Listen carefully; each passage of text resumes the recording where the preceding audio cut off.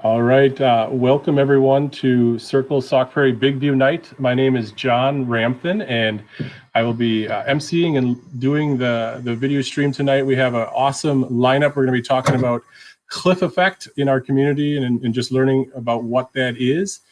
So for the program tonight, we can, hopefully you're joining us. You can join us if you're joining us with Facebook or YouTube. You can put comments in the chat if you have questions, and we can try to respond to those as well later. If you're joining us on Google Meet, welcome. We will have some breakout sessions in a part of the program. We'll hear from a circle leader sharing their experience with the cliff effect, and then we will wrap it up with some Q&A and where to go from here. So welcome, we're glad you're here. We're excited to have you as a part of our second Big View Night. And I would like to introduce to you our presenter is Chad Harnish. He is our high school principal here in Sauk Prairie, as well as the Sauk Prairie Big View team. He will be sharing a presentation to kind of break apart what exactly the cliff effect is, how we are impacted in our community, and what we can do about it. So take it away, Chad. Hi, everybody. Glad to have this time to join you tonight. And we'll talk through this, and we'll have some opportunity to discuss it together at the end. The thing I want to sort of challenge everybody with at the beginning of the meeting is that you are here, and tonight we are talking about a problem, and it's a problem in search of an answer. So I'm not going to be presenting answers, because this is something we have to answer for ourselves, how to solve this problem in Sauk Prairie. So I'm going to ask you that while you listen, please be pondering solutions that you can share at the end during our roundtable discussion. You might want to grab a piece of paper and a pen or a pencil just to sort of be thinking about the things that I'm sharing with you as we talk through this evening. So what that means is, we're here committed to solving and ending and reducing poverty in Sauk Prairie over time. It's an economic issue. It's an issue that we all have a vested stake in, and that's why we're in the room. So to understand that, right, we review this almost every time we speak together. The poverty is defined by the government, and the left. So the middle column there is the 100% of the federal poverty guidelines for 2020. I grabbed that off the interweb last week, so it's as up-to-date information as is available. And our goal in Sauk Prairie Circle Sauk Prairie is to help 10% of our population achieve the economic stability of 200% of the federal poverty guideline, and that's those numbers on the right. A little reminder on the bottom is that the federal minimum wage comes in at $15,000 roughly a year. So in order for that federal minimum wage to support a family of three, single parent and two children, they would need 3 minimum full wage jobs. So just a reminder that that minimum wage job is going to be very difficult to support a family coming out of poverty. So all of our members of circles and all of our community members in poverty should be working, and hopefully we're helping them find jobs that make more money.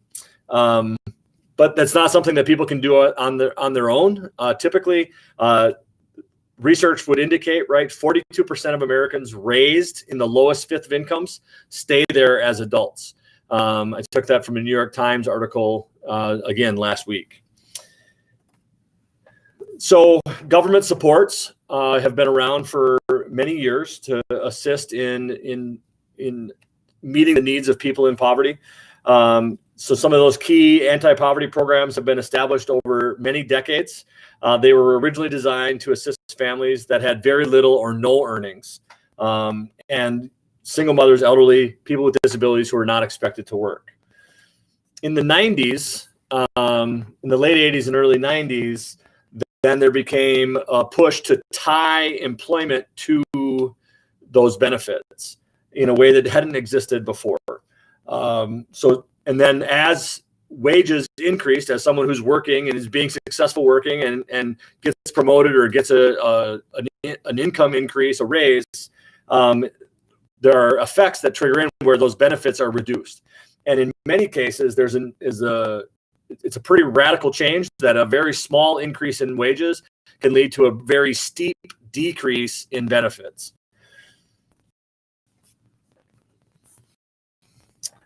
So a cliff effect refers to the amount that can, and so the drop in support that can occur when earnings increase. And there's an example that I took from Massachusetts. For every $1 a worker getting SNAP receives an income in a raise, they can see a drop in benefits of about 30 cents. So that $1 raise then only becomes a 70-cent raise. Sometimes cliffs are more like rolling hills than steep drop-offs. In either case, it can make you feel, if you're on the receiving end of hitting that cliff, like you're running in place rather than getting ahead. Cliff affects families and individuals, public supports, and earnings. And the more these supports received, right, the more supports I receive. If I receive just SNAP, that's one thing. But if I receive SNAP assistance and health insurance assistance, then it becomes an even greater and steeper cliff. Visual effect from Nebraska. Many of these programs are either federal or have analogs in Wisconsin. The Kids Connection, which you see there is like the 4th or 5th drop-off. That would be the equivalent of Badger Care in Wisconsin. These numbers are representative of the kinds of impacts that decreases in benefits with increases in wages can lead to. And we're working on getting this information for Wisconsin as part of our ongoing efforts here, working toward poverty reduction. But this is a good representation of the kinds of things that we're talking about. So why does this matter? Since cliffs exist over a range of earnings, right, they can create a high degree of frustration and may create a disincentive to working more hours or taking higher paying jobs. We hear stories, and we have heard stories of people turning down advancement, turning down raises because the raise would lead to a reduction of benefits, and the offset, it ends up putting that family further behind. That disincentive is especially relevant when families receive multiple supports, when families receive supports that provide substantial support in basic costs, right? Housing and child care assistance, especially when they're hard to get. And then supports in which small increases in earnings generate large losses in the value. For example, the health insurance for adults and families with high medical needs. I believe that we have a circle leader with us tonight who is going to share some testimony about those impacts in their lives here in Sauk Prairie.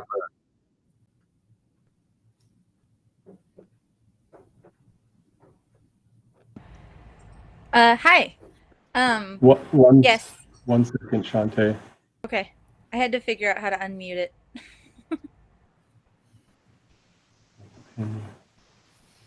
Yeah, so we're going to hear from Shantae, share her experience with the cliff effect in a moment. I'm going to bring it up here so we can all see her. All right, Shantae. All right. Don't mind me. I'm going to look at some notes while I do it just so I don't miss anything.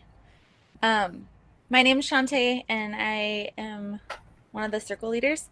And our cliff effect, even though you talked, Chad, about like it being a wave for some people, ours was straight up off the planet. It was like direct fall.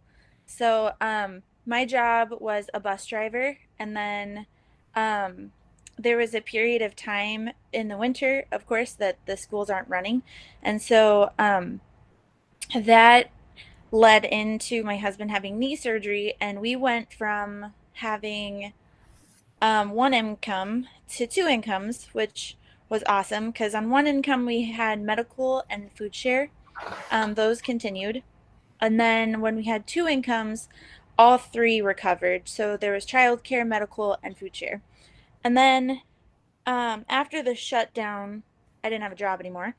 And so I got a construction job, and my income went from, okay, so it's about $17,000 a year as a bus driver. That's super not 100% accurate just because there's off days and on days, and you don't usually work during the summer. But if you were to work all year, it'd be around $17,000 a year. And then that changed to the construction job that I had at $46,000 a year. So they take those numbers based on if you were currently working and how long that you would be making the current amount of money, and that's how they adjust the amount of benefits that you get. So it was the only way the medical care was covered when I received my new job was because they have a year gap to make sure that you are still covered just in case something were to happen with the medical care coverage that they offer or the job itself, which is really, really amazing. And I ended up not going with the medical coverage that I was offered only because I found out 2 weeks after I was trained that we were going to have another baby and it wasn't a job that I'd be able to continue. And so, but I actually, the way that the medical coverage changed was that it depends on what they offer, and they offered a really good package. So I wouldn't have been able to deny it had I been able to keep that job. And then that was one of the big hurdles to get over. But the biggest change when I got that job was that our housing where we lived was 30% of our income. And the new job that I had was over our limit. So initially, the second that I let them know of the change, we received a 30-day eviction notice because I was making too much money to be considered for the for where we live. And that scared us.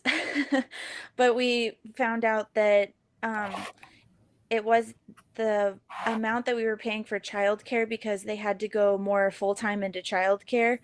That amount I had to deny childcare so that the amount that we were paying for childcare would go towards lessening our rent for our apartment. And then that was the only way that we could afford to pay for childcare and pay for our rent. And even though our rent decreased, it still increased from what we were paying before, on top of paying about $500 a week for childcare for all three of our kids. And so that was like probably the worst.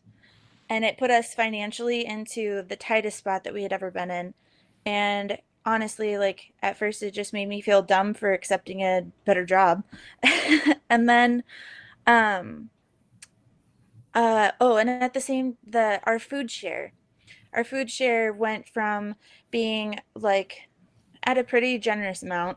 I think it was like somewhere around like $500 to like below 100, like 70.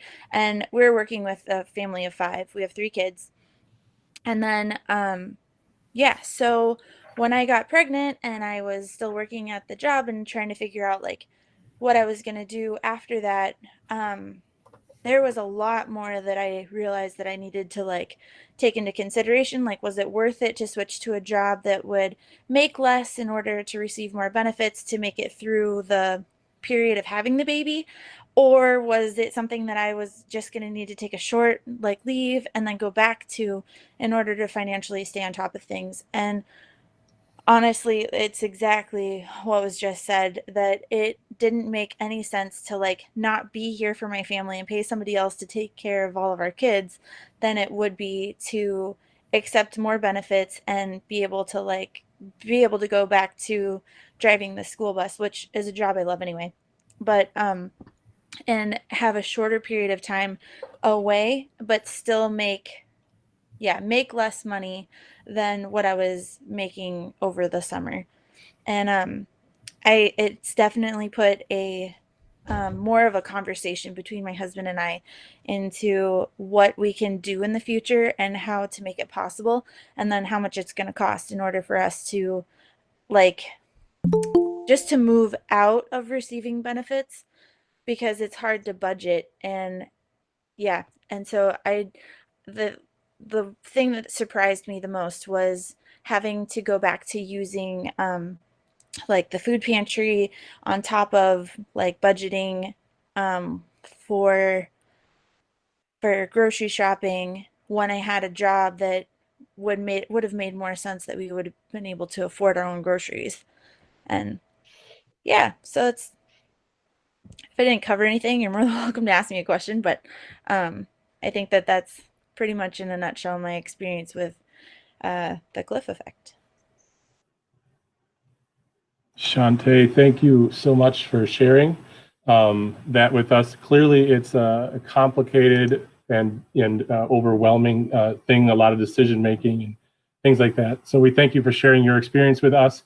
And we will definitely be discussing that, but you can clearly tell just as a testimony there, thank you again, that it forces someone to decide whether you should work more or less. And so thank you for giving us just a real good real life example with that. So I'll pass it back to Chad here and continue our discussion a little bit before we go into some breakouts and have some time to discuss this.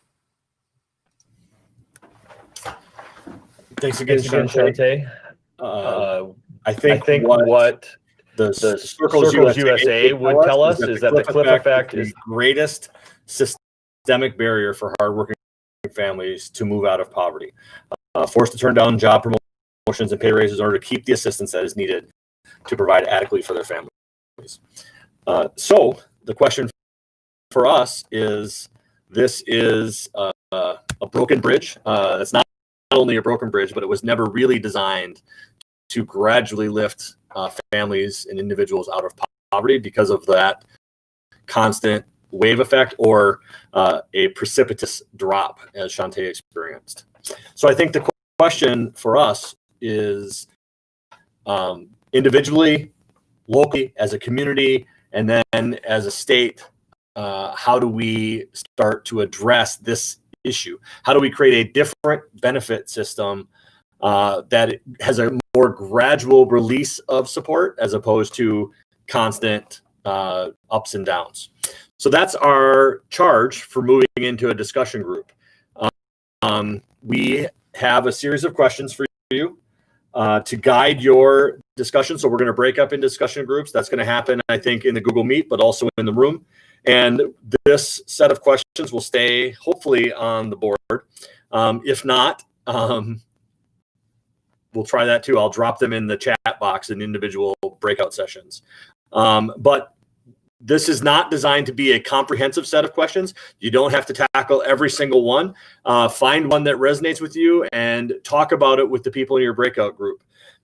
We are at 6:18, and I believe we want to wrap up the overall presentation at 6:30. So let's call it 9 minutes. We'll break up into small groups. So we'll go from 6:18 to 6:27, and whoever is running the Baker groups can just set that up so that we come back at 6:27. Does that sound good to everybody on screen?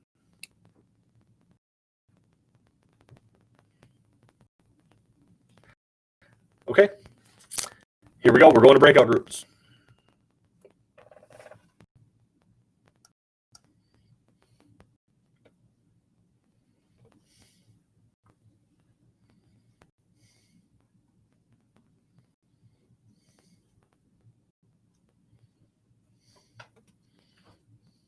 Hi, everybody.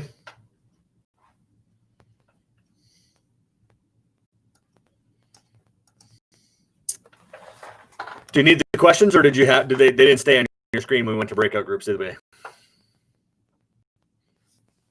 Okay.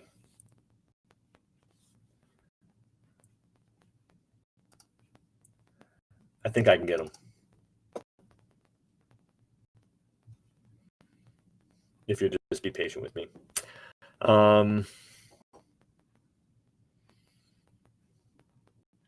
Is there any thoughts that you have? Grabbed a piece of paper and a pen while we started the presentation. So did you have any thoughts off the top?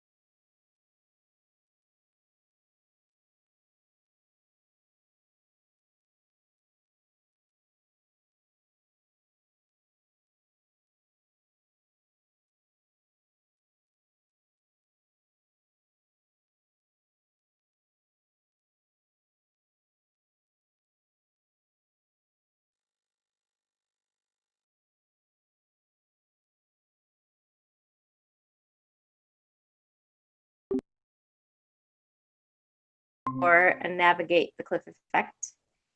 How can we support individuals who are working through these effects? And how does the community, it's kind of the different levels, like how can the individual help mitigate these effects? How can we help support people? And then like as a larger community, how can we do it, including employers? And then how can employers help with this situation too? So anybody have any thoughts on any of those things offhand?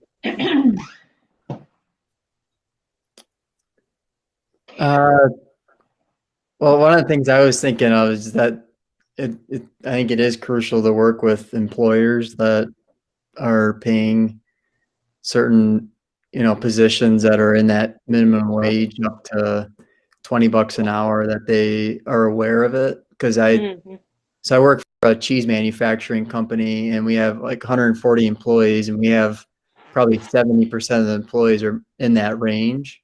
And I guarantee our owners don't know anything about the cliff effect. We have 140 employees. You think that it'd be common knowledge that this exists and this happens to employees when we do raises. So I think working with the employers, that's a great idea. Who's, I guess, like, especially for bigger employers in the area, like Chamber of Commerce, or like, is that who would potentially be a good way to like connect people with information and that sort of thing? Yeah, I think that's a great idea. Yeah, because I mean, if you're an employer in stock, you're more than likely a member of the chamber, I would assume. So I think that's a great idea. The Chamber of Commerce is probably the income raised. I don't know if John joined us right now, so he might be able to share with you right now. The question was about the benefits calculator and understanding where cliffs might happen, and I was just sort of loosely explaining what might be available in the near future.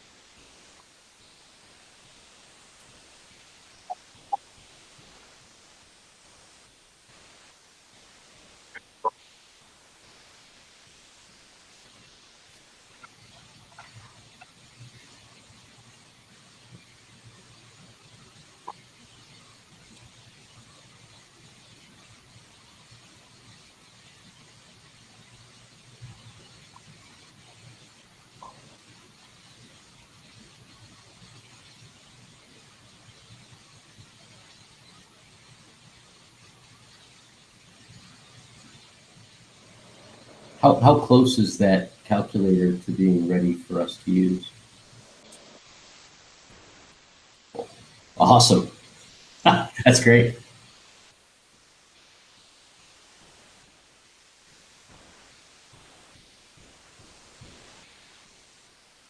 Great.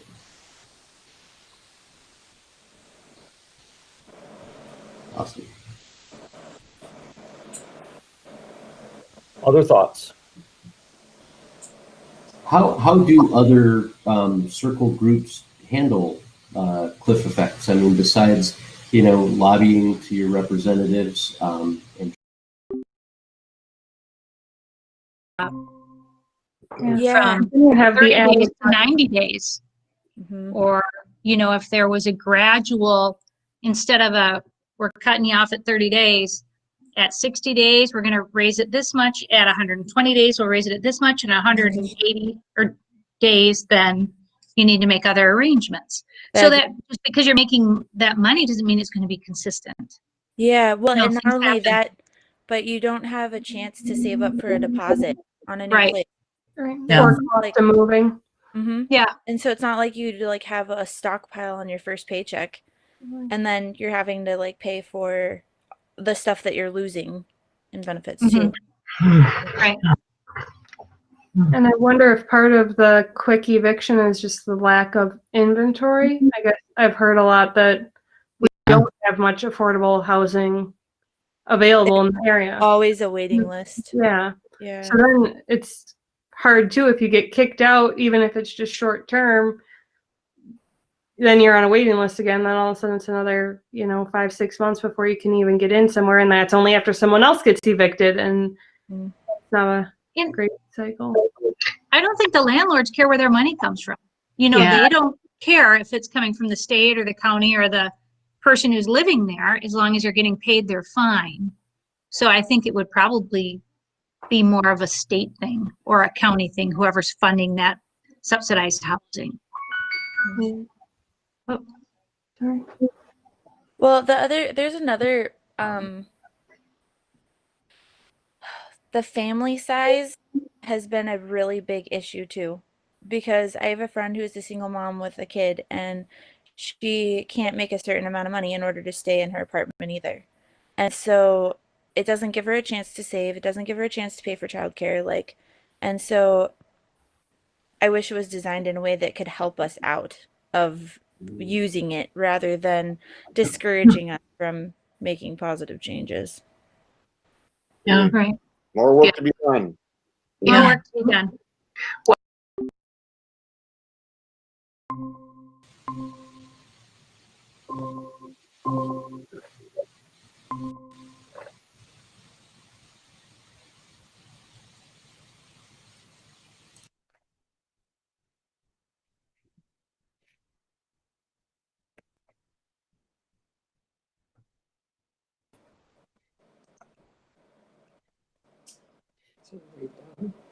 I guess.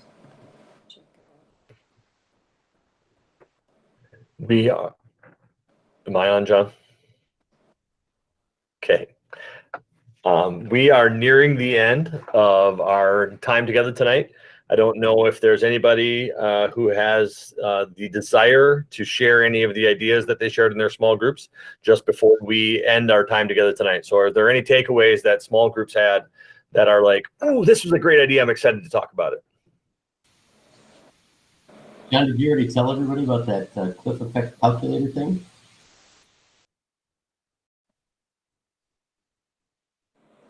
Because it's a great idea. I was just wondering if you had already told everybody else about the cliff effect calculator, because I think that's a great idea.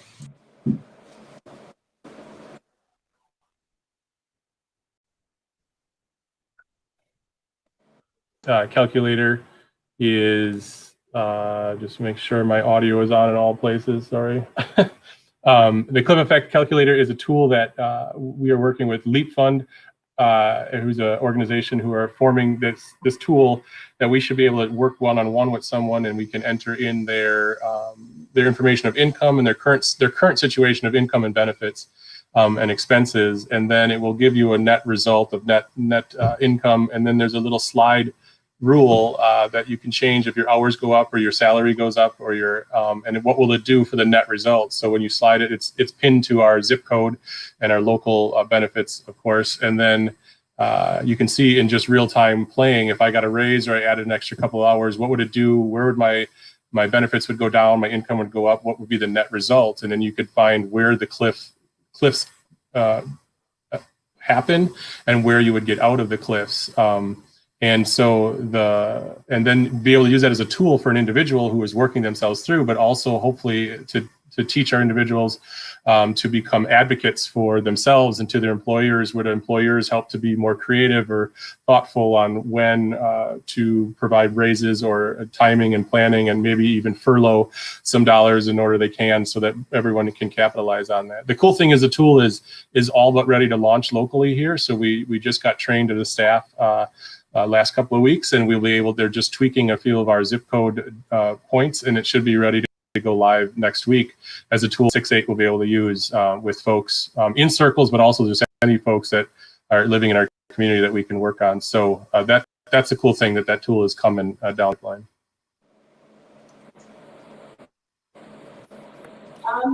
It's Joy here. Our group was talking about a couple of things. One was actually that calculator idea, which we were discussing, which sounds great. The other thing we noticed and talked about was the need for really an outreach to the community of an understanding of this through employers, and just any way we could somehow figure out how to get this information out, because a couple of the leaders some of the leaders we were talking about are talking with feel a real stigma, and it's an unfair stigma. Just lack of understanding what really poverty is all about and how difficult it is to get out. And I know that's what you, Chad, and John and Sarah have been working on, and just more community. If there's some way that we could help you aid in that, getting the word out, I think would be really helpful.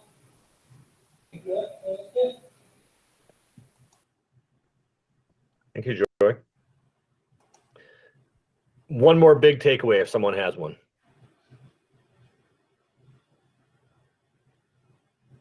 This is Rachel. Hi, everybody. We had talked about, John, we were talking about the 30-day notice. If there was a way to talk to local and state officials, whoever handles that type of funding for housing, to give a longer period of notice where, okay, your income went up, we're going to raise your rent in 60 days by this much, in 90 days by this much, in 120 days by this much, and at 180 days you won't be qualified to stay here anymore if you have that consistent increase in income, giving people an opportunity to save and prepare for a move into non-subsidized housing.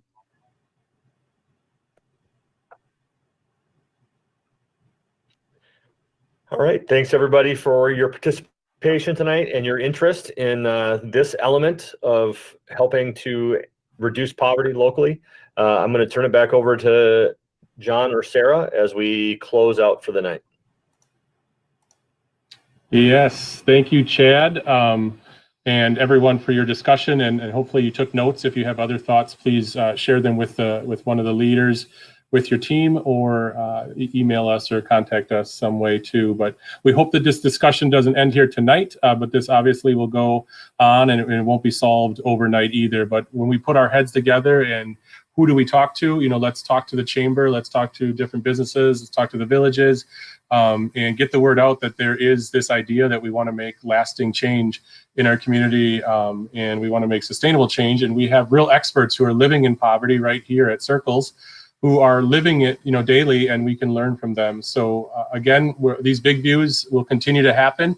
Every other month is the goal here through the pandemic. We'll do a virtual. So we'll see you in 2 months, the third Monday of what would be that, March.